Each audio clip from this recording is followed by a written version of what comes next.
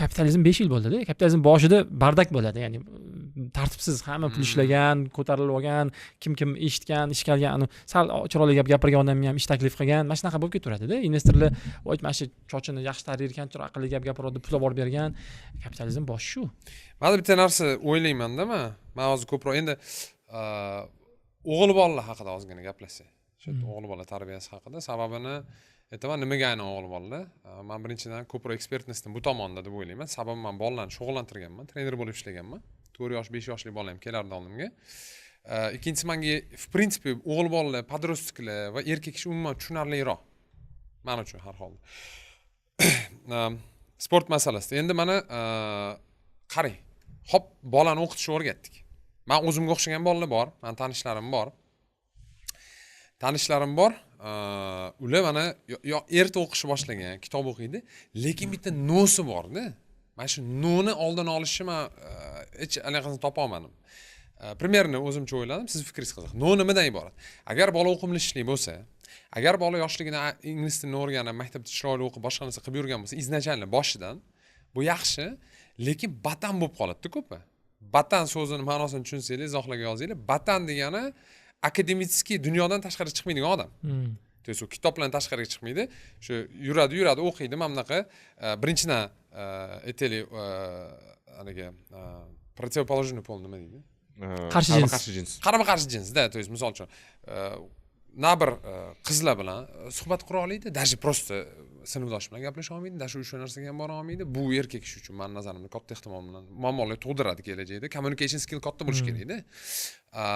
Na bir joyga borib talab qila oladi o'zinikini.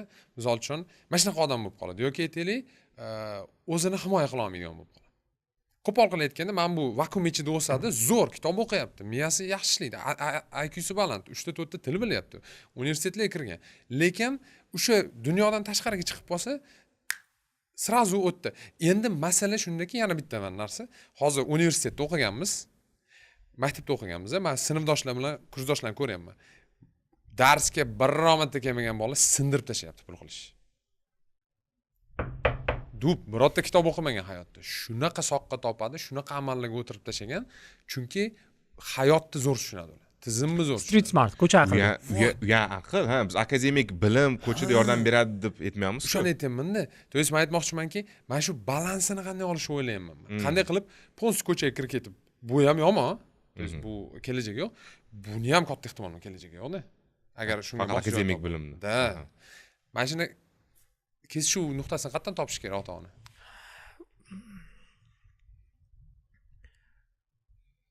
Mama kitob o'sha do'konlarida bo'limlar bor-da endi. Bolalar rivojlanish bo'limi, erta rivojlanish bo'limi, rivojlantirish, ertalash bo'limlarni aylanaman.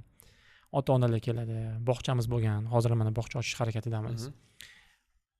Nimagadir biz ham o'zimizni rivojlantirayotganda, kattalar ham hattoki shaxsiy rivojlanish deymiz, rivojlantirish, bolani ham rivojlanayotganda nimagadir biz aqliy qobiliyatlarni rivojlantirish haqida gaplashamiz. Aqliy qobiliyat nima? Mana siz buni shug'ullangan mutaxassisligingiz xotira. Matematikadan bo'lgan qobiliyatlar, til bilish qobiliyatlari, shaxmat, mantiqiy o'ylash qobiliyatlari, fikrlash qobiliyatlari. Ota-onalar mana shuni asosida to'garaklar tanlashadi. Shaxmatga beradim bolamni deydi, ozgina shaxmatda zo'r o'ynasin deydi, xotirasi rivojlansin yoki til bilsin deb o'sha to'garaklarga berishadi. Ba'zi ota-onalar bo'ladi, orasida sport ham qo'shadi. Misol, suzishga bordim yoki taekvondoga berdim deydi. Bu mana shu bilan chegaralanadi, bo'ldi. Asosiy inson o'zimiz ham shaxsiy rivojlanish deganda ko'proq nimani rivojlantirsam ekan deydi-da, odam aqlini rivojlantiradi baribir. Ko'proq ma'lumot biling, informatsiya biling deydi. Ko'proq so'z yodlayman mana shunaqa. Rivojlanish biz tor doirada olib qolganmiz, aqliy rivojlanish deb qolganmiz. Zo'r g'oyalar kelsin, zo'r gaplar gapirsin, zo'r narsalarni eslab qolsin, zo'r narsalar bilsin, ma'lumot bazasi. Hard skilllar bo'lsin deymiz. Lekin insonni biz ensiklopediyaga o'xshatmoqchi bo'lamiz yoki universal chat GPT yashamoqchi bo'lamiz undanda, unaqa emas.